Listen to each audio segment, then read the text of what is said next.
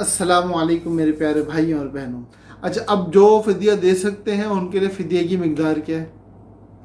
تو بھائی فدیہ آپ جتنے بھی صدقۃ الفطر کے معیارات آپ کے سامنے آتے ہیں نا، گندم کا آتا ہے، جو کا آتا ہے، کھجور کا آتا ہے، کشمش کا آتا ہے، ان تمام معیارات میں سے کسی بھی معیار سے دے سکتے ہو. آج کل صدقہ فطر ایک بندے کا گندم کے اعتبار سے 160 روپے چل رہا ہے.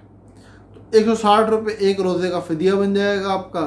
30 روزے کا یہ آپ کا بن جائے گا 3000 اور 1800، 4800 روپے. تو 4800 روپے اگر کوئی بندہ پورا رمضان بیمار رہا، آئندہ اس کے درست ہونے کے آثار نہیں ہیں، تو اس کی اتنے پیسوں میں اس کا روزوں کا فدیہ کم سے کم پیسوں میں اتنے میں ادا ہو جائے گا. زیادہ آپ جتنا زیادہ کرنا چاہیں اتنا بہتر ہے.